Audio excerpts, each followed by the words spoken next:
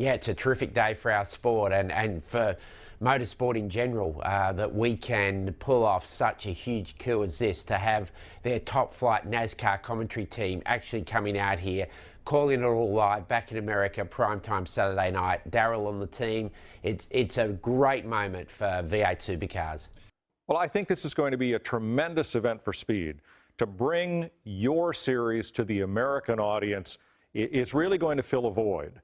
Now, I go back to the days of the Trans Am series of the early 1970s, when all of America's best racers were in road race cars, cars that looked like the cars that people were buying in the showroom, running on America's best racetracks with the best talent and the best teams. And since then, aside from the great IMSA Camel GT of the 80s, we haven't had that kind of road racing in America. So I think this series is just tailor-made for our audience, and it's really going to fill a hunger that they've had for some time. You know, when you think about this race, it's like the Indy 500. It's like the Daytona 500. It's like Formula One at Monaco.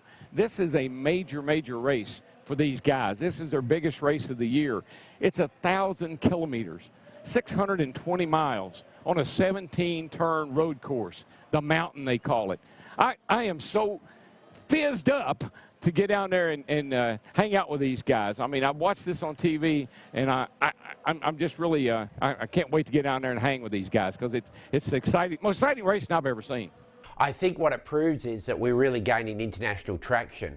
I mean, to have the Whole Speed Fox organisation from North America so dedicated and so involved in covering both the Bathurst round and the Gold Coast round as an experiment as to what we're going to get into in season 2012 is tremendous. For several years now, we've been hearing Marcos Ambrose tell us how great the racing is in Australia and the great talent that it produces, and of course that he's the proof of that. And he's right on all counts. He has established himself as a star in the NASCAR Sprint Cup Series. He's got a victory under his belt, and every race you see him giving it all.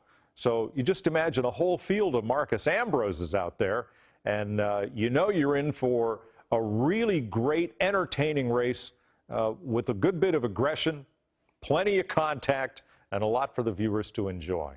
When I knew I was going down to Bathurst, of course, I went to the local expert here, you know, Marcos Ambrose, and asked him about the racetrack. He said it's one of the most treacherous racetracks he's ever raced on, one of the most difficult races that you'll ever run. I mean, 620 miles, that's a lot of racing on a road course. Plus, there's hazards everywhere. The corners are treacherous. You've seen kangaroo on the racetrack, for heaven's sakes. And, of course, the competition is amazing. These guys will qualify within a second of each other. That's how close and how competitive the cars are. You know, sometimes Australians aren't very good at recognising just how good they are at doing things all over the world. And this is a good example where we're really excelling in motorsport, and everybody in the pit lane is to be congratulated we've got to this point.